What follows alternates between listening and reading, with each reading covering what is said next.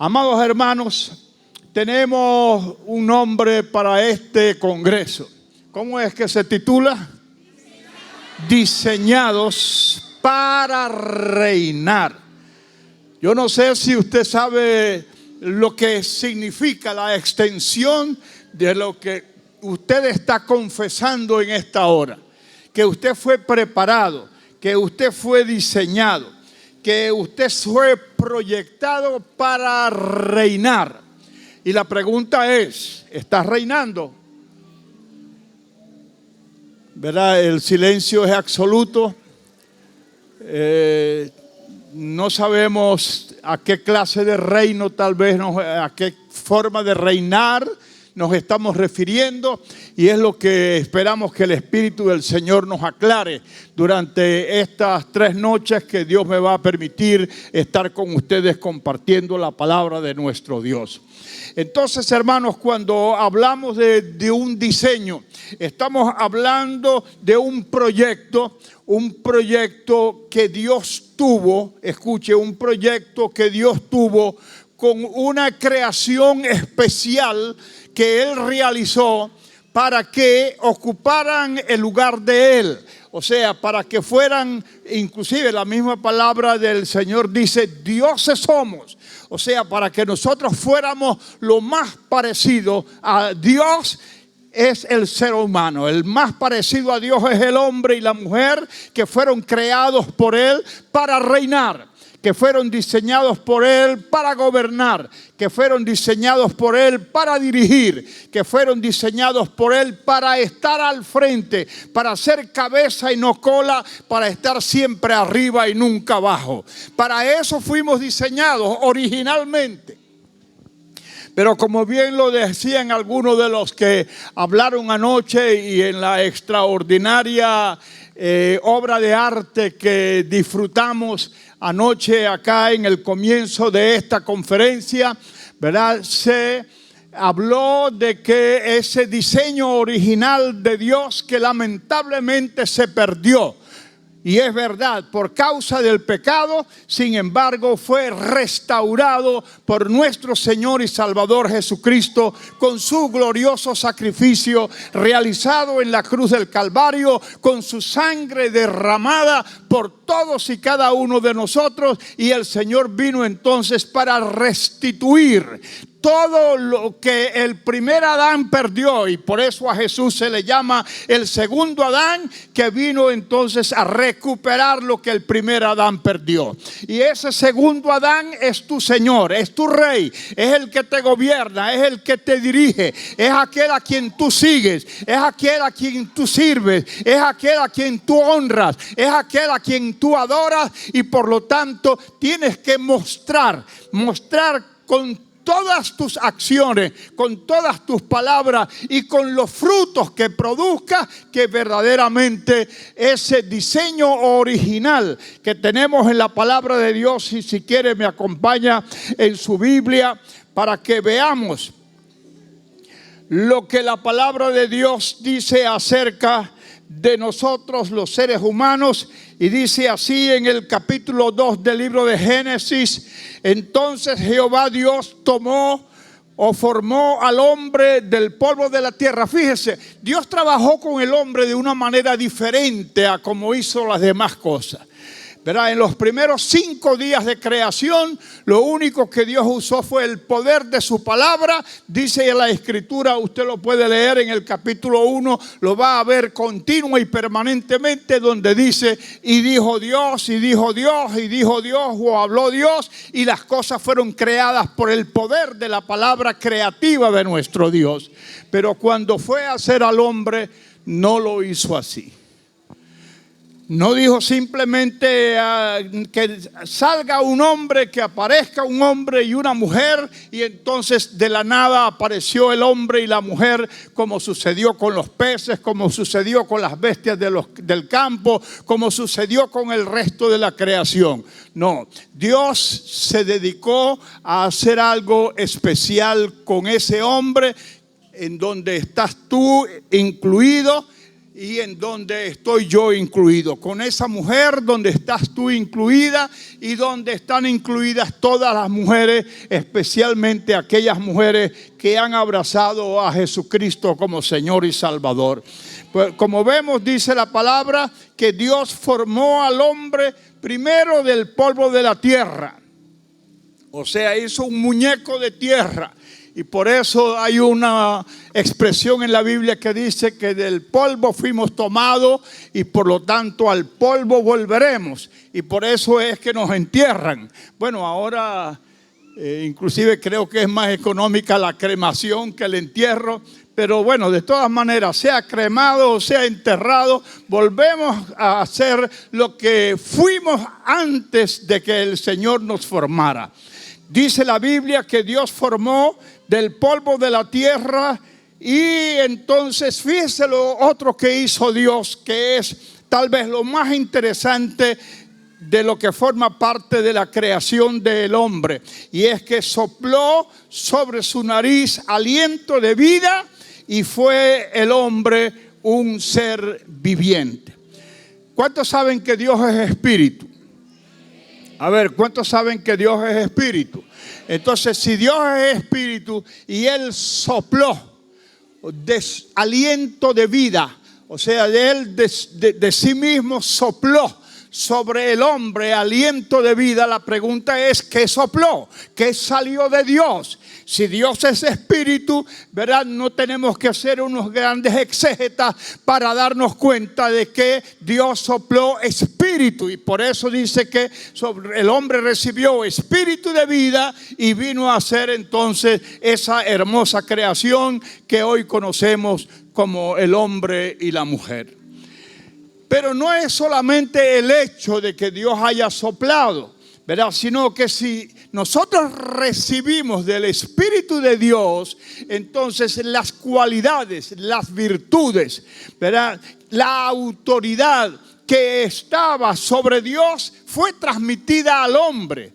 Y por eso al hombre se le dio entonces la responsabilidad, ¿verdad?, de dirigir a todo el resto de la creación. Al hombre se le dio la autoridad sobre las aves de los cielos, sobre los peces del mar, sobre los animales que se arrastran sobre la tierra, sobre los cuadrúpedos, sobre todos los animales creados en el aire, en el agua, en la tierra. El hombre tenía autoridad sobre todos ellos. Y inclusive, y discúlpenme si mi mente es muy imaginativa, ustedes conocen a ese ser de la ficción que llaman Aquaman, ¿verdad? Ve a un hombre que se tira al agua y anda adentro del mar, ¿verdad?, como si fuera un pez más. Yo me imagino al hombre así, ¿verdad? Porque si Dios le dio autoridad, inclusive le dio la misión de ponerle nombre a todos los animales, ¿verdad? Y entonces se tira al agua y por allá ve una ballena y dice, está muy gorda, esa es una ballena.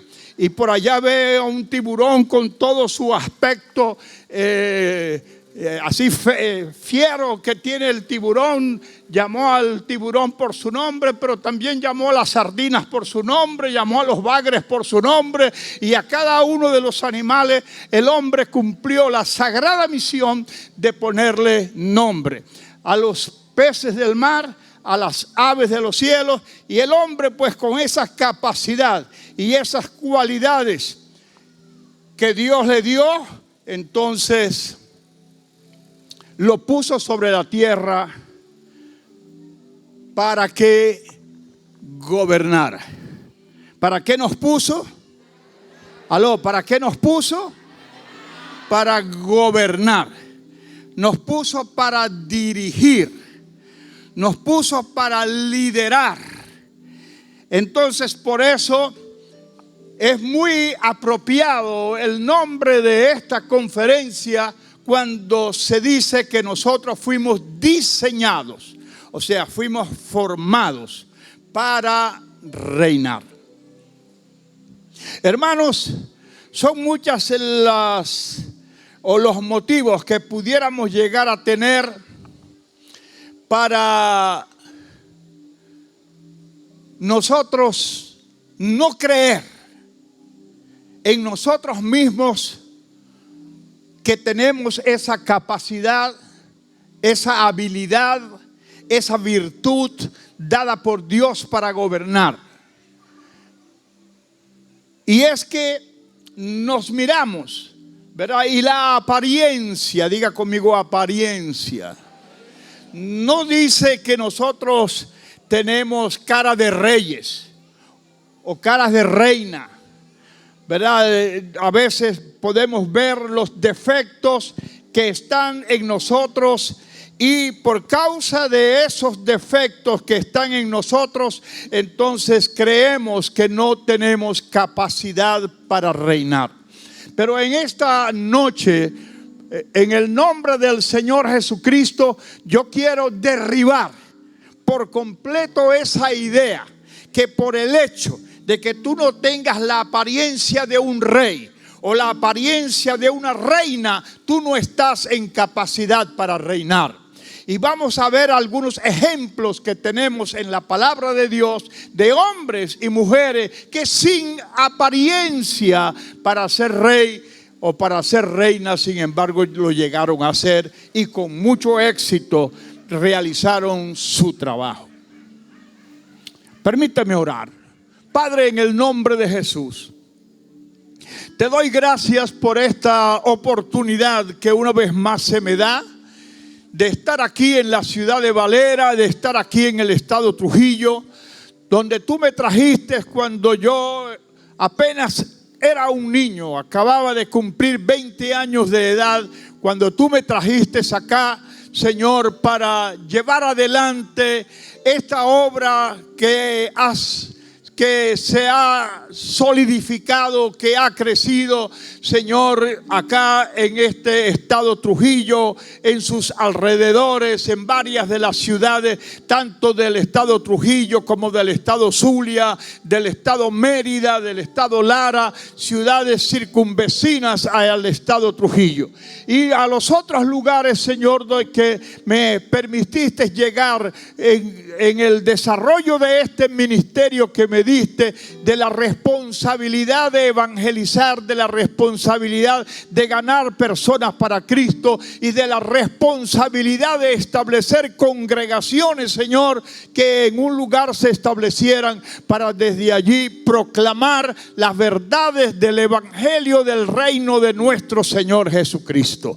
Por eso a ti te doy la gloria y la honra y te agradezco una vez más, Señor, el que me hayas llamado siendo un niño y el que me hayas dado la fuerza para permanecer durante todos estos años sirviéndote, siéndote fiel, aún con mis debilidades y con mis errores. Pero sabes bien, Señor, que te amo a ti y amo el ministerio, Señor, por sobre todas las cosas. Y por eso una vez más recibe la gloria, recibe la honra, recibe la alabanza, recibe la adoración y recibe el aplauso de este pueblo que te ama, Señor.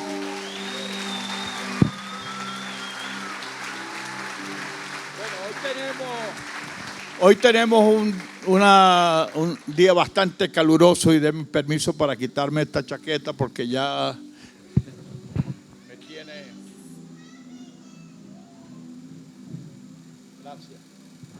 Gracias a mi hermano que está pendiente para satisfacer cualquier necesidad que podemos llegar a manifestar. Hermanos, la palabra de Dios misma es la que nos asegura, y quiero invitarles a que me acompañen a 2 de Pedro capítulo 1, los primeros 4 versículos de 2 de Pedro.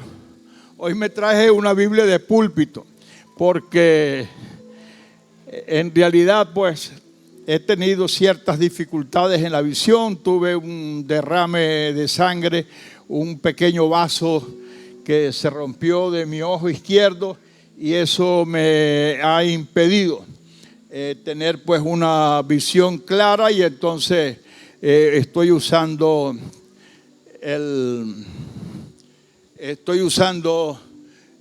¿cómo se llama? La letra más grande que me sea posible usar. Dijimos 2 de Pedro capítulo 1.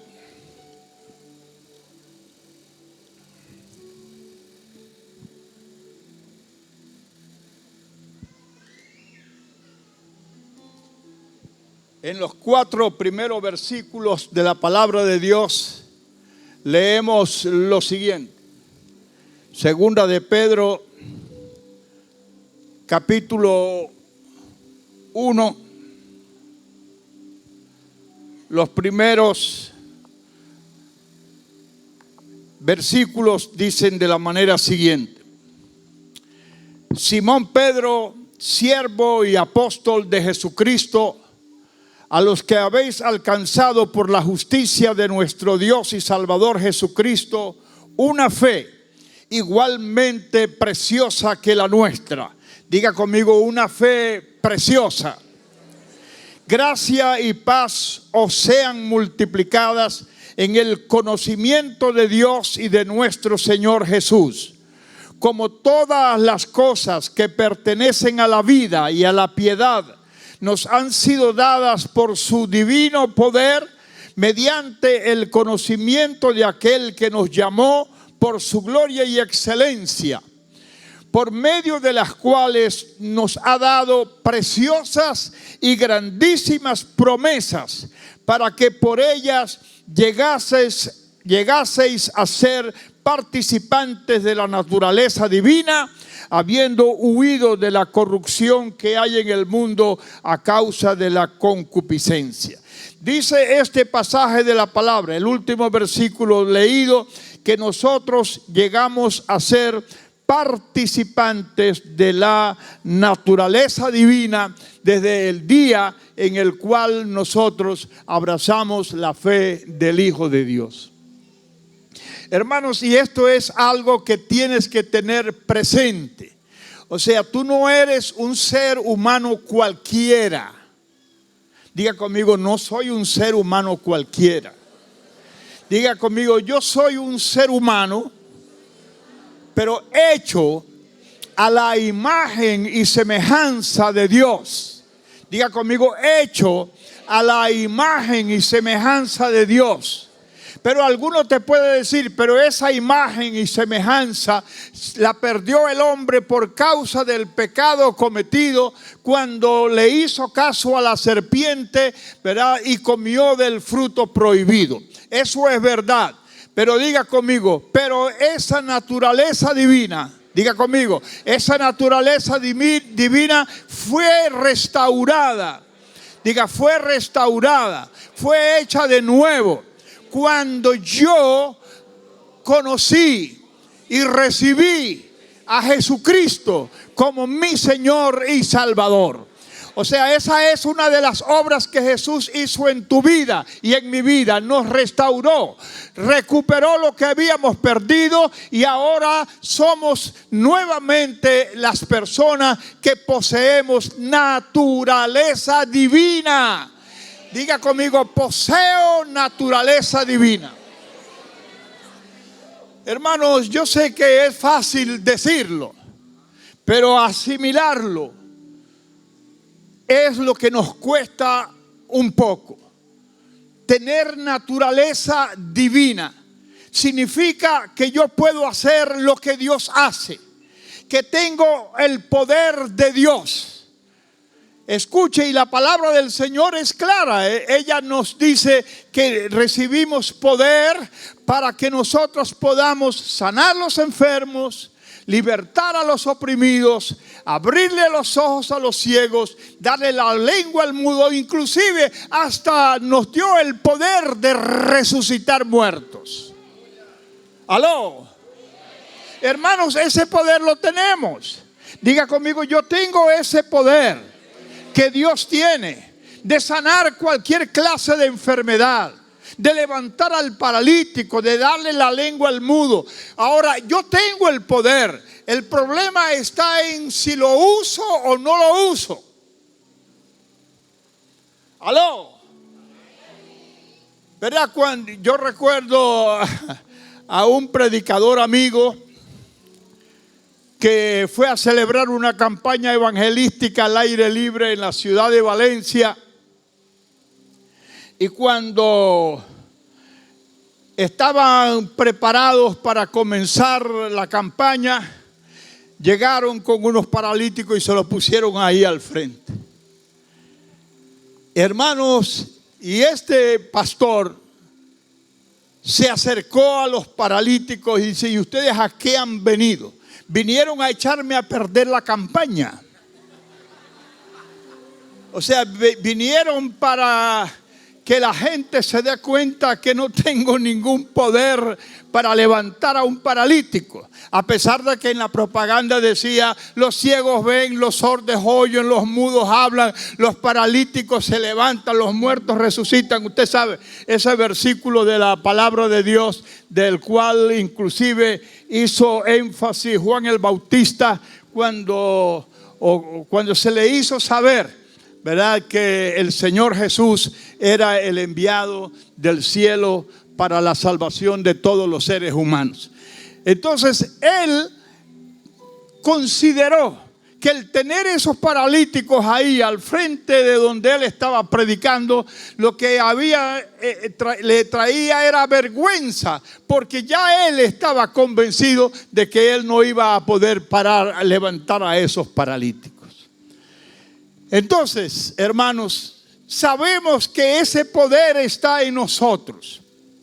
Escuche, usted y yo tenemos que estar convencidos que ese poder está en nosotros. En el capítulo 4 del Evangelio de Lucas, el Señor Jesucristo hizo énfasis también a la misión que a él le había sido encomendada.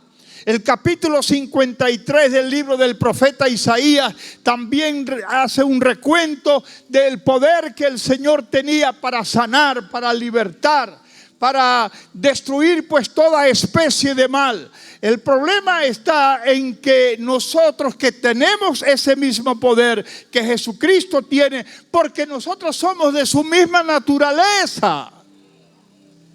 Y yo no sé si usted entiende lo que significa naturaleza. O sea, es algo natural, está en nosotros. Ese poder está en nosotros. Esa virtud está en nosotros. Esa capacidad está en nosotros. Y eso es lo que nos va a permitir liderar. Eso es lo que nos va a permitir estar nosotros siempre adelante.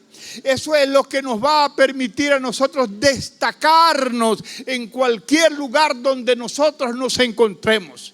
Usted está trabajando en una empresa, ¿verdad? Y de pronto le dicen: mire, el jefe no puede venir porque se encuentra enfermo. Y usted sabe que tiene poder para sanar. El asunto está en si estás dispuesto a usar ese poder. Y acercarte y decirle a algunas de las personas allí de la parte administrativa de la empresa: mire, dígale al jefe que yo soy cristiano, que tengo el poder de Dios para sanar.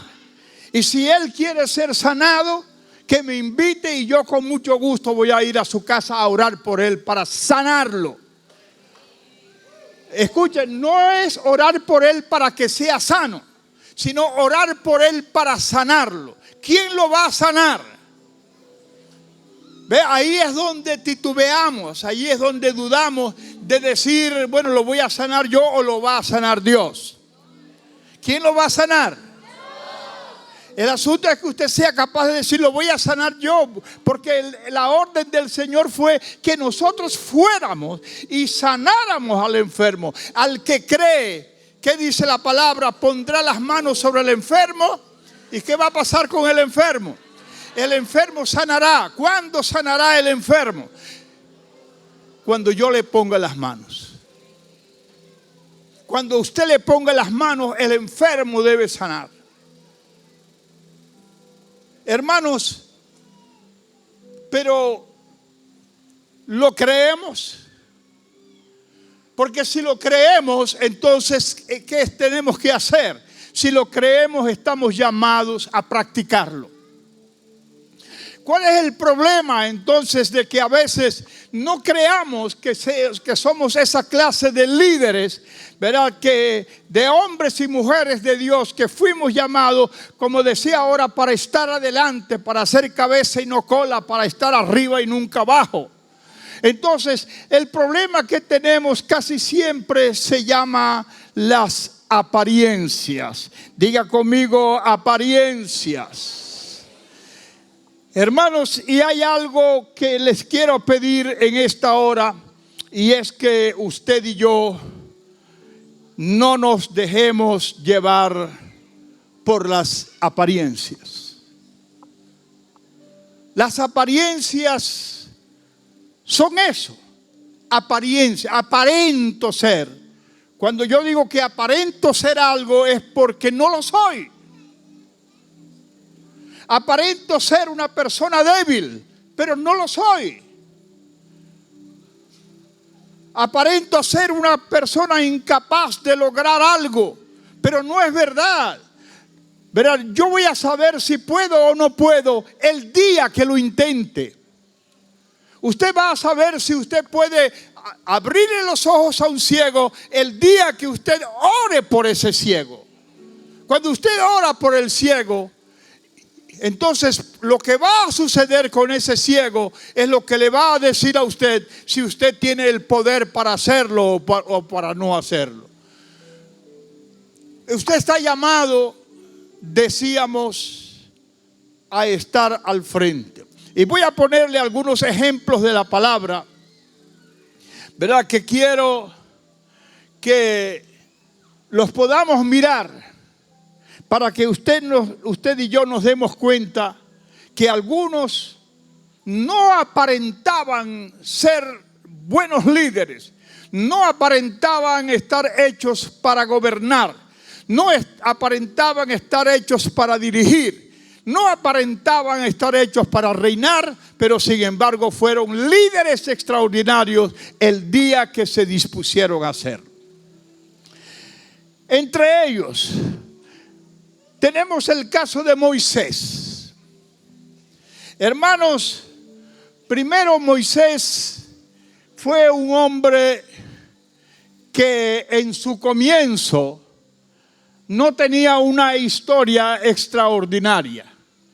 Primero, cuando nació, fue sentenciado a muerte por el rey. Por misericordia, su madre lo escondió, pero luego fíjese lo que hizo su mamá.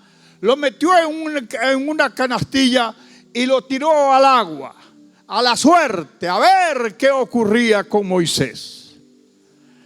Y ya nosotros conocemos la historia. Esa canastilla donde iba ese niño lo consiguió la hija del rey, una princesa, y lo tomó.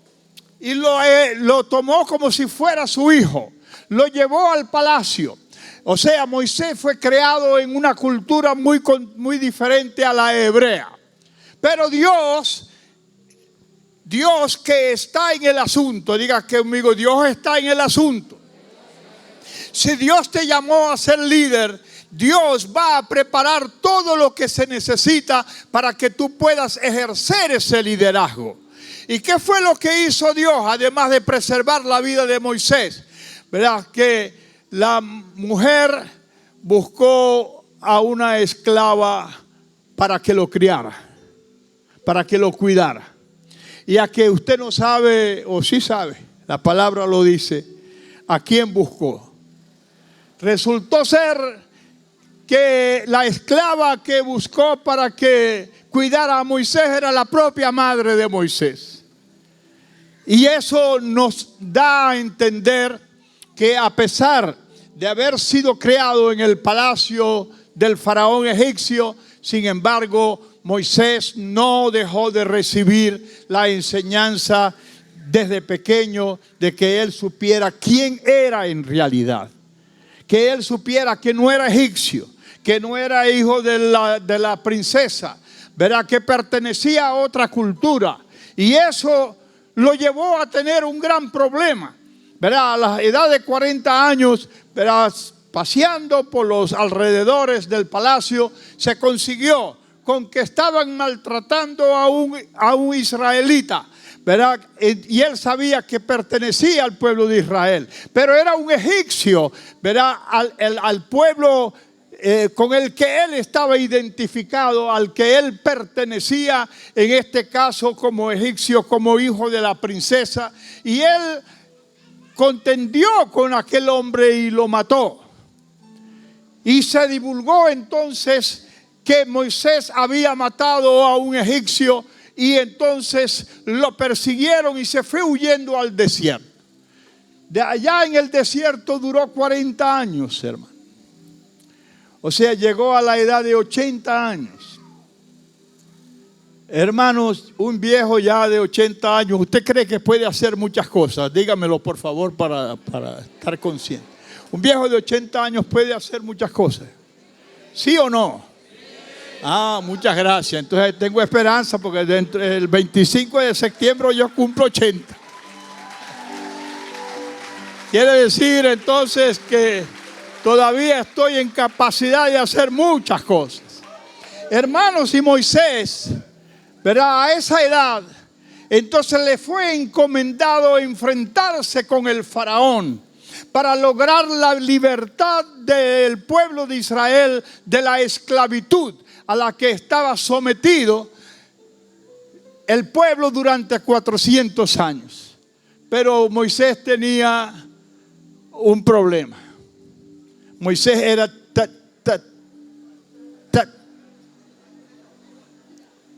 tartamudo.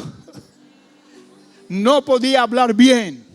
Y le dijo a Dios, bueno, ¿y cómo voy a ir yo a hablar con el faraón? Primero, el faraón no me va a escuchar. Y segundo, yo no puedo hablar. Pero hermanos, y tenga esto presente, Dios siempre se encargará de resolver los problemas que tengas para que puedas ser lo que Él quiere que tú seas, para que puedas ser lo que Él diseñó para ti.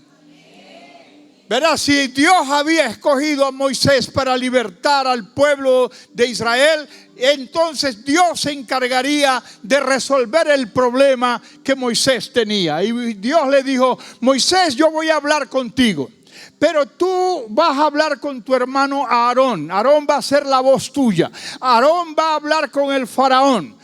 Yo hablo contigo, tú hablas con Aarón, y Aarón habla con el faraón. Y de esa forma, entonces, vamos a buscar la liberación del pueblo de Israel de la esclavitud de los egipcios. Y ya nosotros conocemos el resto de la historia, hermanos, cómo realmente Moisés se convirtió en el gran líder del pueblo de Israel y lo sacó de una esclavitud en la que habían estado por 400 años.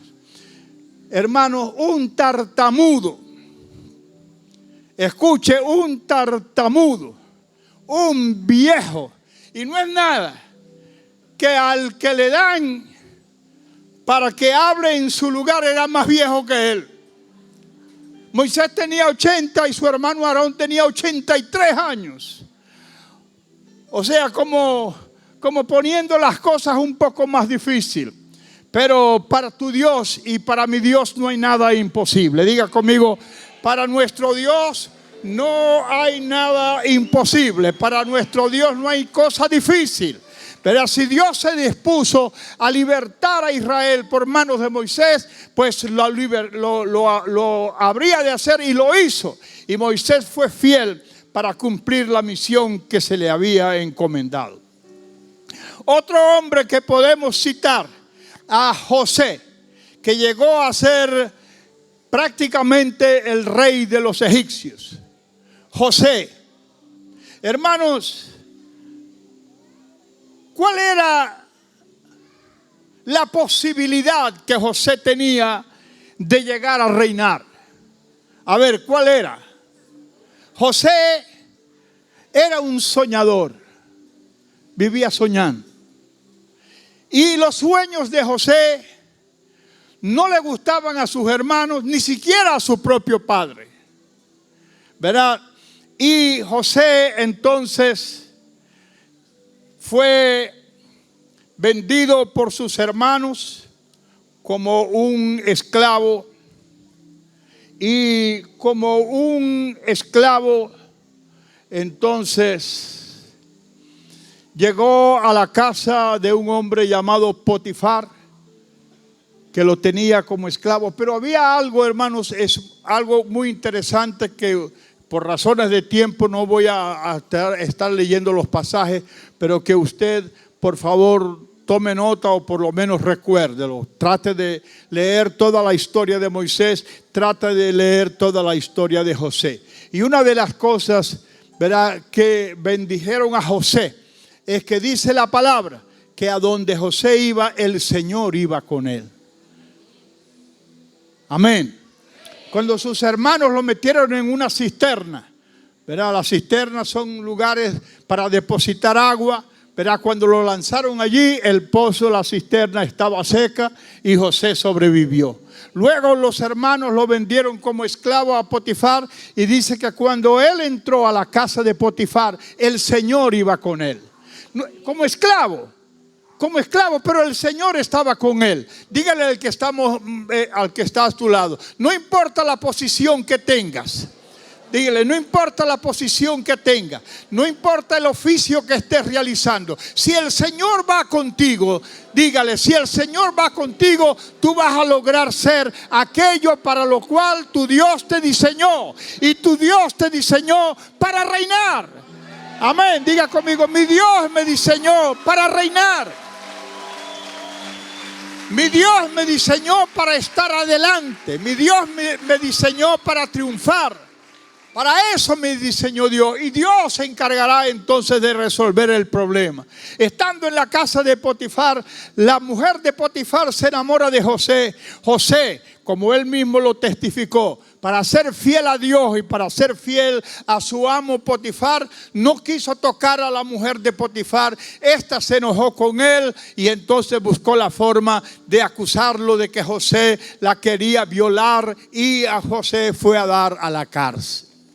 Imagínese usted,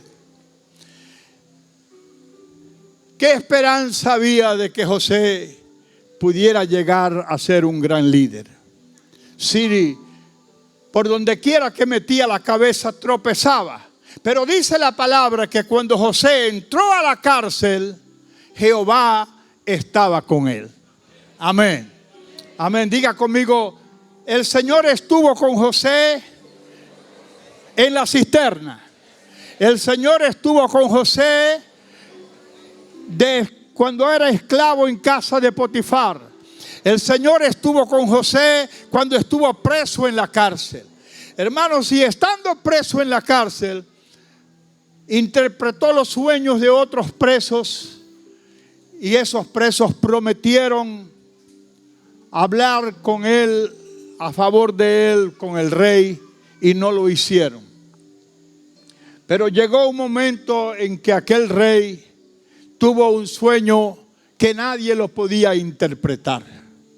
Y estos hombres se acordaron de la interpretación de José, especialmente el que conservó la vida, porque al otro lamentablemente no le dijeron nada bueno, sino que iba a morir, y murió. Pero el que quedó vivo, ¿verdad?, le habló al rey acerca de José, que había interpretado su sueño. Y José fue llevado entonces ante la presencia del faraón, y estando en la presencia del faraón, interpretó el sueño del faraón. Todas las cosas sucedieron exactamente como José había dicho que sucederían. Inclusive José dijo algo que a mí particularmente me parece que fue una forma muy hábil de José buscar el ser favorecido por el faraón. Y es el hecho que él le dice, tienes que buscar a un hombre sabio, a un hombre inteligente, que administre todas esas abundancias que va a tener Egipto, que la administre de tal manera que eso le pueda servir para que cuando vengan los años de la escasez, los años del hambre, entonces Egipto no tenga que sufrir por causa del hambre que va a venir. ¿Y qué dijo el faraón? Que yo busque a un hombre inteligente. Verá, reunió a todos los que estaban allí. Dijo, señores, ¿quién es más inteligente que José? El que me pudo interpretar el sueño, el que me da los consejos. Así que entonces José, sin apariencia, diga conmigo, igual que Moisés, sin apariencias. José, sin apariencia, verá, aparentemente estaba destinado al fracaso, se convirtió en el segundo hombre de Egipto y que logró no tan solo salvarse él, sino salvar luego a toda su familia. Vuélvale a decir al que está a su lado, no te dejes llevar por las apariencias. No te dejes llevar por las apariencias. Hermanos, tenemos otro caso en la Biblia, el caso de Esther, la reina Esther, una huérfana, verá, que no pertenecía al imperio en el cual se buscó a una sustituta de la reina que había molestado al rey y él la desechó y buscó otra mujer para ser la reina. Y Esther, que no pertenecía a ese pueblo, la metieron así como a ver qué sucedía con ella. Hermanos, pero dice la palabra que Dios le dio gracia delante de los que cuidaban a las candidatas a ser reina, le dio gracia a Esther. Diga conmigo, lo importante para ti, dígale al que está a su lado, lo importante para ti es que tengas la gracia de Dios acompañándote. Vuelvo a decir, no importa la posición. Ella era una huérfana, no tenía pinta, era tímida, ¿verdad? No tenía clase, pero la prepararon. Y como nosotros sabemos, Esther fue elegida la reina del imperio medo-persa. Al ser elegida la reina de ese imperio, tuvo la oportunidad de salvar al pueblo judío de que fuera destruido por completo por las arbitrariedades que el segundo hombre de ese imperio quiso cometer contra ellos, por causa de que Mardoqueo, quien era judío, no se inclinaba para darle pleitesía a ese hombre. Y dice la palabra de Dios que entonces Esther aceptó el desafío de ir delante del rey, arriesgando su propia vida, porque si el rey no la aceptaba, entonces la sentencia para ella era la muerte. Y ella dijo, bueno, si tengo que morir, voy a morir. Pero puso a orar a su servidumbre y puso a orar también indudablemente a su tío Mardoqueo y a los judíos para que ella se presentara delante del rey, y logró salvar al pueblo judío de la destrucción que ya había sido decretado para ellos, y lo que iba a ser una desgracia para el pueblo judío en aquel imperio se convirtió en un día de fiesta que los judíos recordarían durante toda su existencia, ¿verdad?, de cómo Dios le había salvado. ¿A través de quién? De una reina llamada Esther, una mujer sencilla, simple, insignificante, huérfana, extranjera. O sea, aparentemente, diga conmigo, aparentemente Esther no tenía condiciones para reinar. Pero vuélvale a decir al que está cerca de usted, no te dejes llevar por las apariencias. Hermano, mire al hermano o la hermana que tiene a su lado, ¿cómo le ve la apariencia? Sí, parece un rey, sí, parece una reina.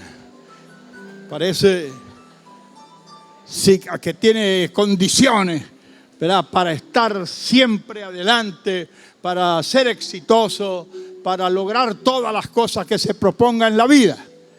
Bueno, no sé si, pero lo que sí sé es que si tú fuiste salvado, si tú fuiste llamado por el Señor Jesucristo, recuperaste todo lo que el primer Adán había recibido, lo recuperaste.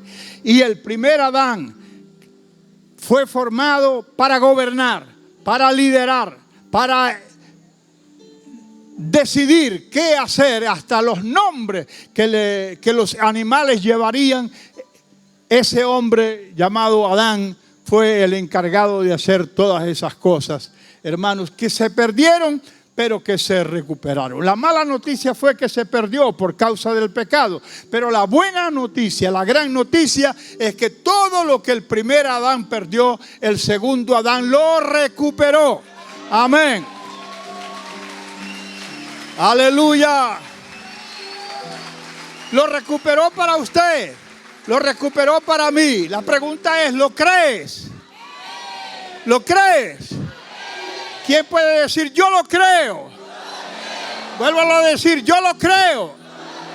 Ajá, y ahora la otra pregunta, ajá, ¿y qué vas a hacer con esa fe que ahora tienes? Con esa seguridad que ahora tienes, que no importa las apariencias.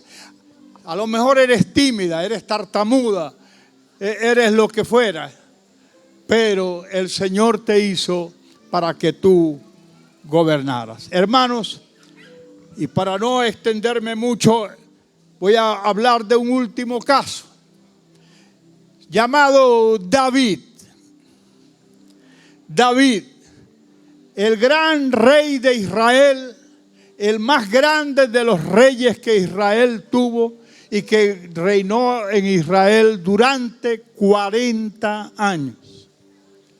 Aló, 40 años. ¿Cuántos saben que David fue un gran rey? A ver, ¿cuántos saben que David fue un gran rey? Hermanos, pero el David que llegó a ser un gran rey no tenía apariencia de rey. ¿Quién era David? David era un pobre campesino que estaba por allá metido en el monte cuidando ovejas que ni siquiera eran de él. Las ovejas eran de su padre. Y cuando Dios desechó a Saúl como rey, mandó al profeta Samuel para que fuera a la casa de Isaí, el padre de David, para que entre sus hermanos, entre los hijos de Isaí, ungiera al que Dios había escogido para que fuera el rey.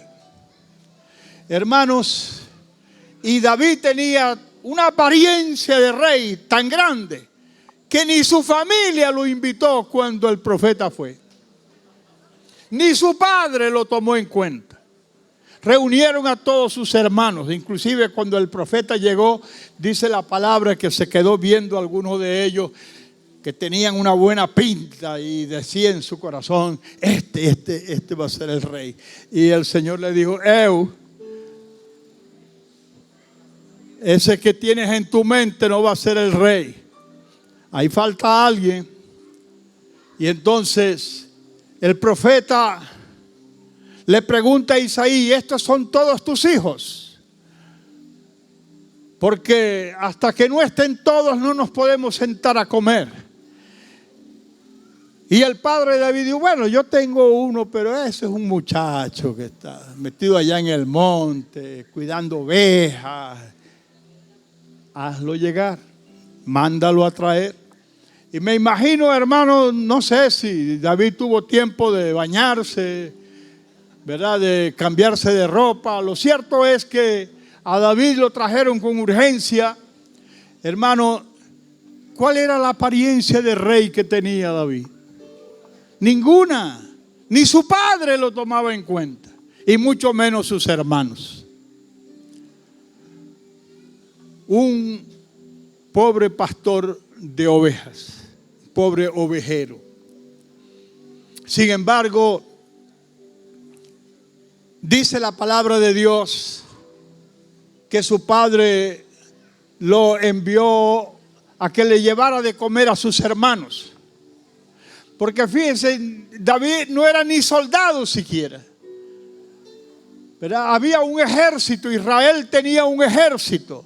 Y David no era ni siquiera un soldado.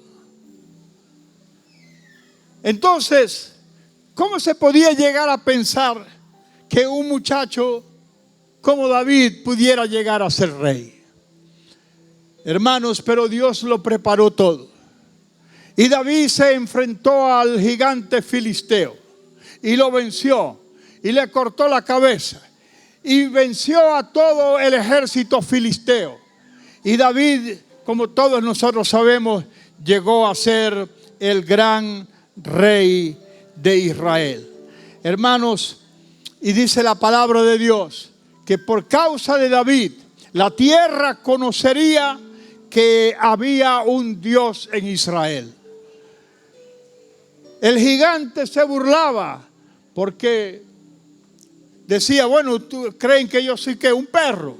Que este viene a pelear conmigo prácticamente desarmado.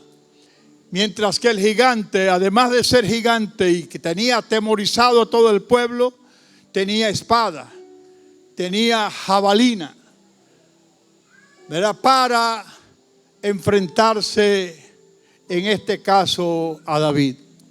Pero David dijo algo, hermano, que es, y vuelvo a recalcar, lo que usted y yo tenemos que tener siempre en cuenta para llegar a ser lo que Dios quiere que nosotros seamos. Dios quiere que usted sea un líder. Dígalo conmigo, hágase así. Dios quiere que yo sea un líder. Dios quiere que yo, donde quiera que esté, sea la cabeza. No importa la posición que tengas. Si eres el portero, eres el jefe de los porteros. ¿Verdad? Como le sucedió a José en la cárcel. Él era el jefe de todos los presos. Cuando fue esclavo en casa de Potifar, era el jefe de todos los sirvientes. Esa es la posición en la que Dios te quiere. Hermano, tú tienes que creer que lo puedes hacer. ¿Cómo lo puedes hacer? Porque Dios está contigo. Dios te va a añadir, Dios te va a dar lo que a ti te hace falta.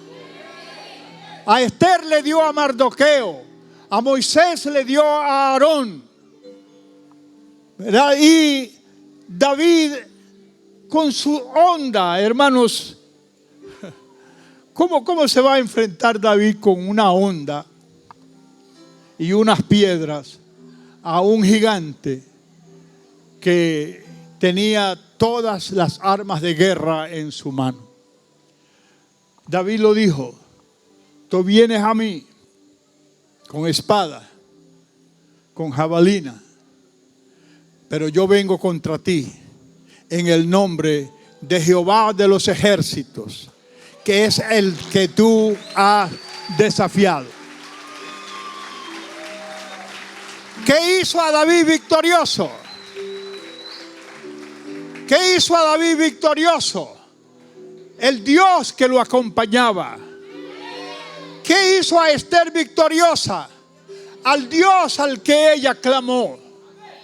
¿Qué hizo a Moisés victorioso?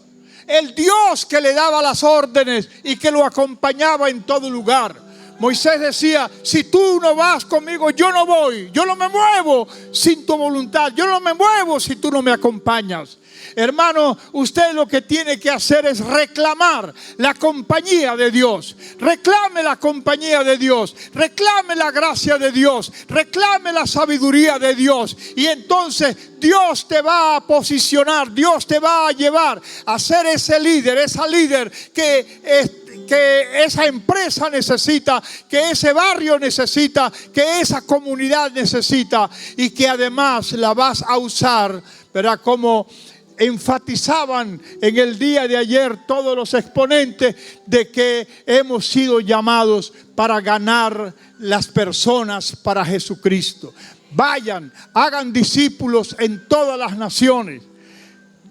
Búsquenlo, hermano. Abre tu boca y yo la llenaré. Eso es lo que dice la palabra. Cuando vayas a hablar, no pienses ni siquiera lo que vas a decir. El Señor hablará por tu boca. Dígalo conmigo, yo lo que tengo es que abrir mi boca y el Señor la va a llenar. Él hablará por tu boca. Yo no estoy preparado, yo no he estudiado homilética, yo no he estudiado hermenéutica. Hermano, tú no necesitas ni la homilética, ni la hermenéutica, ni la mayonesa. Tú no necesitas nada de eso, ¿verdad? Para poder ser efectivo, si Dios te acompaña, Él va a poner las palabras en tu boca. Hermano, y Dios te va a dar una gracia, Dios te va a dar una autoridad, que la gente se va a asombrar, que ese portero o que esa sirviente, que ese barredor sea el que pueda producir, verá, todos los cambios que se necesitan dentro de esa empresa para llevarla a ser una empresa exitosa. Tú estás llamado a ser el líder, verá, el hecho de que se diga que fuiste llamado para reinar no quiere decir siquiera que vas a ocupar el primer lugar. Lo que quieres decir es que vas a ser el más influyente dentro de esa empresa. Eres tú el que vas a producir, pero tienes que creerlo y tienes que usarlo. Diga conmigo, tengo que creerlo. Aló, dígale, tengo que creerlo. Hermano, y si lo crees, entonces usa ese poder que tienes, usa esa autoridad que tú tienes y llegarás a ser entonces lo que el Señor quiere que tú llegues a ser. Cuando el Señor me llamó a mí, yo era un niño, hermano. Me llamó a los 17 años y yo era un firifiri. Pesaba 51 kilos. Usaba camisas SS, pantalón talla 26. Yo tenía que pasar varias veces para que la gente se notara que yo estaba ahí.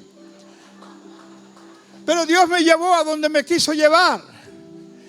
¿Verdad? Me hizo el presidente de la juventud de la iglesia a donde yo pertenecía. Luego me convirtió en el evangelista de esa iglesia y comenzamos. Yo a la edad de 18 años ya había fundado 4 congregaciones. A la edad de 18 años había fundado una iglesia en Cabimas, Estado Zulia. Una iglesia en los puertos de Altagracia. Verá que aquí está la beca como testigo, ¿verdad?, de esa obra que se abrió en los puertos de Altagracia, en Maracaibo, en el estado Zulia, y en la vía de la carretera llamada Lara Zulia. Allí también se estableció una obra antes de que yo llegara aquí a Valera, también para establecer la iglesia que se estableció y que hoy permanece y que está siendo una iglesia que está causando impacto en esta ciudad y en otras ciudades. Anoche oíamos hablar de varias ciudades, por ejemplo, donde Secán tiene ya presencia, ¿verdad? ¿Por qué? Porque Dios los está usando a ustedes para bendecir no solamente a la ciudad de Valera y al estado Trujillo, sino para bendecir otros estados, otras ciudades y hasta otras naciones para la gloria y la honra del Señor. Y si usted lo cree, hermanos, el Señor lo va a seguir haciendo. ¿Verdad? Y quisiera que termináramos leyendo en el libro de Efesios, en el capítulo 1, y con esto termino, los versículos 15 al 23. Se ponen de pie, hermanos, porque luego vamos a orar. Efesios, capítulo 1.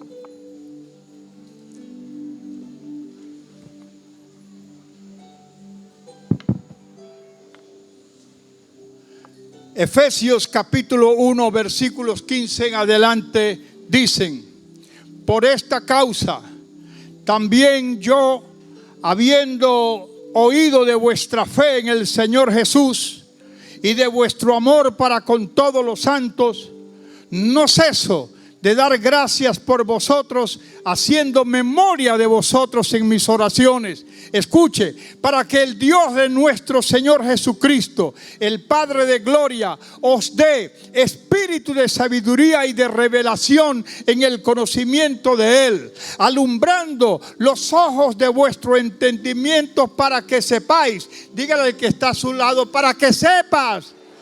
Dígalo otra vez, para que sepas. Ahora pregunte, ¿para que sepa qué?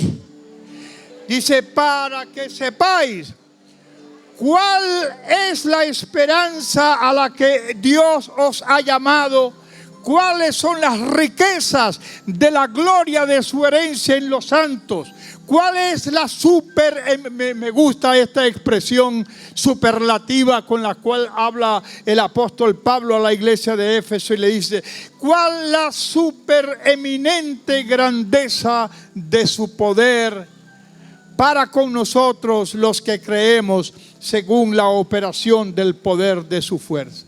¿Qué es lo que está en nosotros?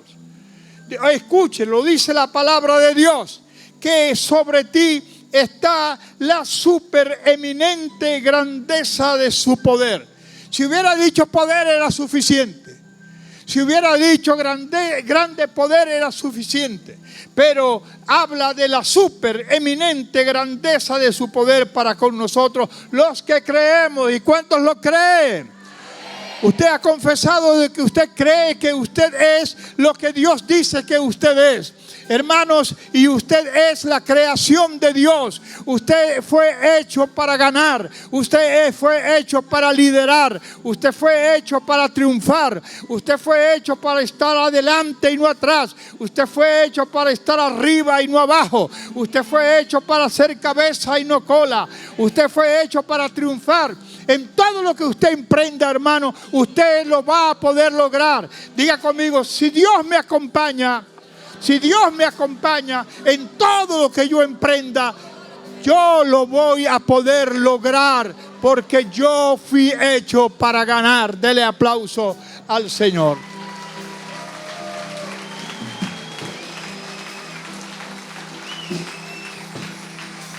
Alabado sea nuestro Dios para siempre. Hermano, el poder que está en nosotros, el cual operó en Cristo, resucitándole de los muertos y sentándole a su diestra en los lugares celestiales.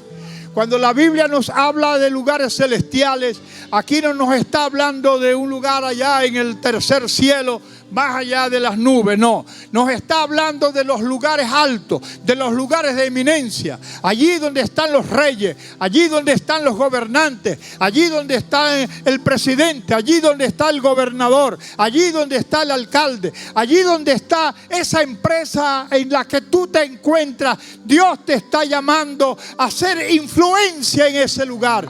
Pero tienes que abrir tu boca. Abre tu boca y yo la llenaré, dice el Señor. Tienes que hacer uso del poder que el Señor te dio. Poder para sanar, poder para libertar, poder para limpiar al leproso, poder para resucitar al muerto, poder para abrirle los ojos a los ciegos, poder para darle la lengua al mudo. El poder de Dios está en ti. Vamos, grítelo. El poder de Dios está en mí. Porque yo poseo, dígalo conmigo, yo poseo la misma naturaleza que tiene mi Dios. Si soy de su naturaleza, entonces yo puedo. Así que fuera los complejos, fuera las apariencias. No importa que no tengas apariencia. Hermano, comience a actuar. Hermano, comience a hablar. Hermano, comience a obrar y usted verá las cosas maravillosas que Dios va a hacer a través de usted. ¿Por qué? Porque usted fue diseñado para reinar. Usted fue diseñado para gobernar.